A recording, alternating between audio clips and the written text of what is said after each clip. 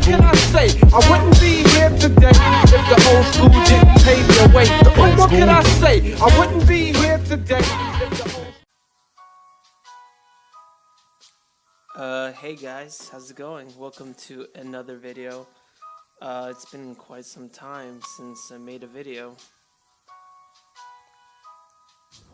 But however, nonetheless, this is usually the natural state of affairs, so nothing new here. So let's just get straight to business. So if I'm being completely honest at the type of channel I am, honestly man, I don't even know what kind of channel this is. So originally it was going to be like a programming channel, like where I post like coding tutorials. Well, I mean, that wasn't such a bad idea at first, but dude, for like the whole programming community is so saturated. Everybody and their mother posted something about programming, and I just feel like I'm fighting against like an armada, and I don't know, I feel like I'm not that you know, I like it, but I'm not gonna go and do something that everybody already else did, you know. I like to go against the crowd. So over the past couple of years, like, I mean, there's like a saying that like a guy, like, I don't know if it's for girls as well, but I remember reading somewhere that like a guy will keep changing his mind on things, like on like a big points and aspects of their life until like the age of 30 or something.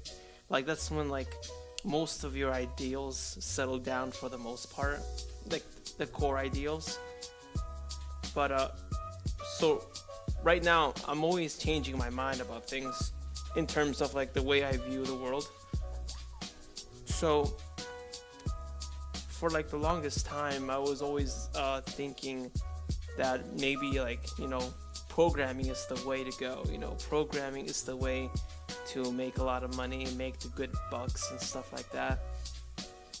However, I feel like now it's like, I feel like the market is very saturated in that aspect. I feel like everybody and their fucking mother thinks they're a programmer, and it kind of gets me pissed off if I'm being pretty honest.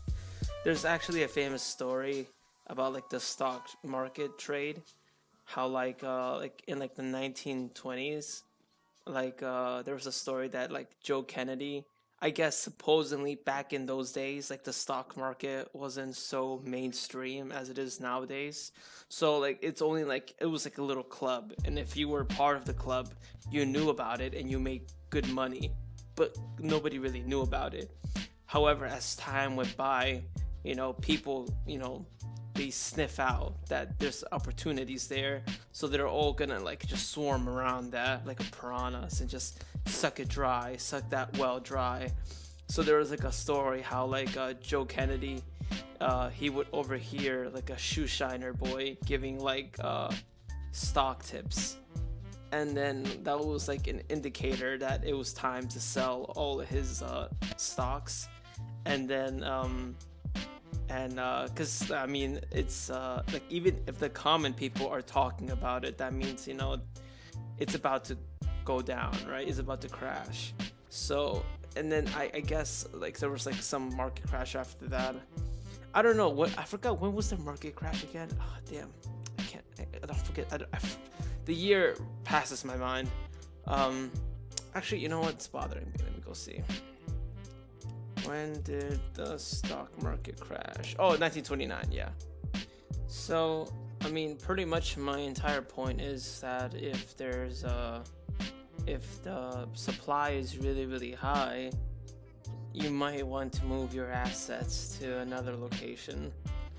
So, so yeah, I mean, a wise man once told me that a man without options is a slave to circumstances. So I'm definitely going to try to open up more options, more avenues for income. Definitely, I feel like, I mean, one of my goals is to try to open up a business, like just try to start a business before the age of 30. I feel like that's a good age, like a good a good, nice young age to start a business before the age of 30. And yeah, that's definitely one of the things I want to do. So before I pass the 7-minute mark that I personally set up, in my previous video I was talking about Cowboy Bebop and how there's like that one song that I was looking for called Diamonds, and I'm actually currently working on it. Hopefully I can finish this week, these 2 weeks.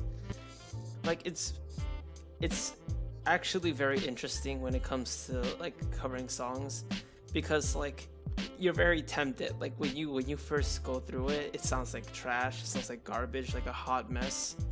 And after doing it for a couple times, it starts sounding pretty good to my ear, and I'm very tempted to just like wrapping it up quickly and being like, okay, it's good enough, you know, let's just shoot this thing out.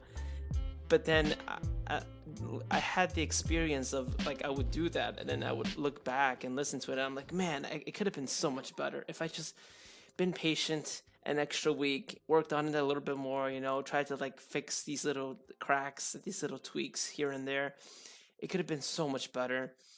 And I definitely want to do that this time. I definitely want to take my time. You know, this is a song I hold very dearly, and I've been looking for it for so long, so it's definitely something special, and I hope it will come out good.